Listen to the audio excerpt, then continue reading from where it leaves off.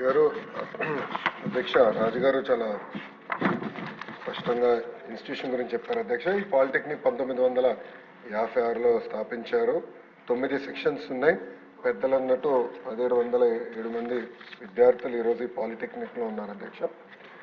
అధ్యక్ష మీరు చెప్పిన రేషియో ప్రకారమే చూస్తే బాయ్స్ 1169 మంది ఉన్నారు. 23 టాయిలెట్స్ ఉన్నాయి.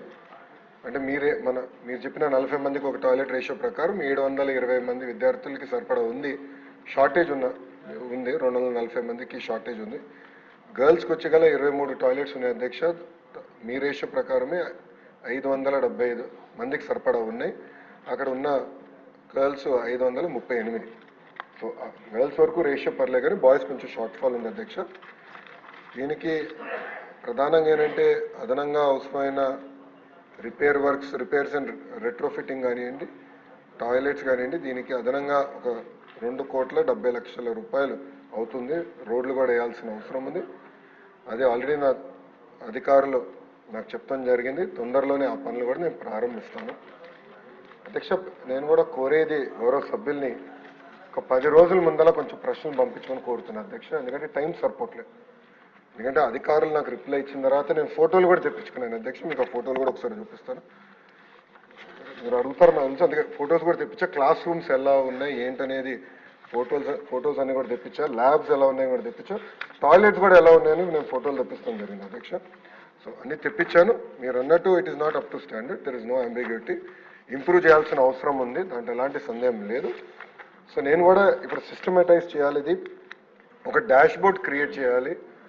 గత 10 సంవత్సరాలు అసలు ఎలాంటి ఇన్ఫ్రాస్ట్రక్చర్, ఏ పాలిటెక్నిక్, ఐటీఐ, ఏ ప్రభుత్వ పాఠశాలకు ఎలాంటి ఇన్ఫ్రాస్ట్రక్చర్ ఏర్పాటు చేసాం, అసలు అడ్మిషన్స్ ఎలా ఉన్నాయి, టీచర్ టు స్టూడెంట్ రేషియో ఎలా ఉంది, డ్రింకింగ్ వాటర్, అదేవిధంగా toilets, labs, schools, class rooms ratios ఎలా ఉన్నాయి, దానిపైన ఒక డాష్ బోర్డ్ కూడా ప్రిన్సిపల్ సెక్రటరీ గారి ఆధ్వర్యంలో మేము తయారు చేస్తున్నాం అధ్యక్ష. It will take another 1 month పడుతుంది. అది పబ్లిక్ నేను ఓపెన్ చేస్తాను.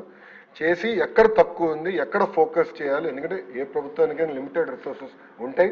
ఆ రిసోర్సెస్ ఎక్కడ ఖర్చు పెట్టాలని దానిపైన ఫోకస్ పెట్టుకుంటున్నాను అధ్యక్ష. తప్పనిసరిగా పాలిటెక్నిక్స్, ఐటీఐస్ని బలోపేతం చేయాలి. మొన్న కూడా నేను స్పష్టంగా మాట్లాడాను. ఇండస్ట్రీ లింకేజ్ కూడా చేయాలనేది ఒక లక్ష్యంగా పెట్టుకున్నాం.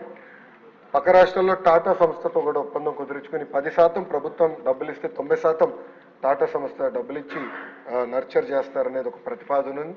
అంతేకాకుండా మన రాష్ట్రంలో అనేక మంది పారిశ్రామికవేత్తలు ఉన్నారు.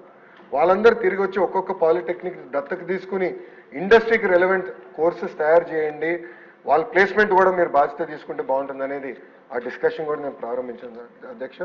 ఇంతేకాకుండా మొన్న ఐఐటి అధ్యక్ష 2 నిమిషాలు ఐఐటి న్యూస్వీడ్లో కూడా విద్యార్థులు నాకు ట్విట్టర్లో ఒక మెసేజ్ పెడితే నేను చాలా సీరియస్గా తీసుకున్నాను. అంటే వ్యవస్థలు ఎట్లా తయారైందంటే నేను ఒక రిపోర్ట్ అడిగితే ఆటోమేటిక్గా ఫుడ్ క్వాలిటీ ఇంప్రూవ్ అవుతుంది. అంటే ఆ బాధ్యత వహించాల్సిన వాళ్ళు బాధ్యత వహించట్లేదు. అవినీతి అంటారా, లేదంటే వ్యవస్థల్ని భ్రష్టు పట్టించారా, ఏదో జరిగిందంట, ఎలాంటి సందేహం లేదు. గత 5 సంవత్సరాలుగా ఈ గత ప్రభుత్వం పట్టించుకోలేదు. దానివల్ల అన్ని వ్యవస్థలు కూడా తప్పుదారు సెట్ చేయాల్సిన అవసరం ఉంది అధ్యక్ష. నేను కూడా ఆగస్ట్ నుంచి ఆల్రెడీ అధికారులు చెప్పాను. ఇప్పటికి నేను మీకు నెల టైం ఇచ్చాను, అన్ని రెడీ చేసుకోండి. సర్ప్రైజ్ విజిట్స్ ఉంటాయి, నేను వెళ్తాను, అన్నీ చూస్తాను, నాకు ఎలాంటి సందేహం లేదు. పాలిటెక్నిక్లు కానివ్వండి, ట్రిపుల్ ఐటీలు కానీ, ఐటీఐలు కానివ్వండి, యూనివర్సిటీలు కూడా వెళ్తాను అధ్యక్ష. తప్పనిసరిగా దారి తప్పిన బండిని సరైన దారిలో పెట్టాల్సిన బాధ్యత మన ప్రభుత్వం పైన ఉంది. కానీ నేను కూడా మెంబర్స్ని కోరేది టైం కావాలి అధ్యక్ష నాకు.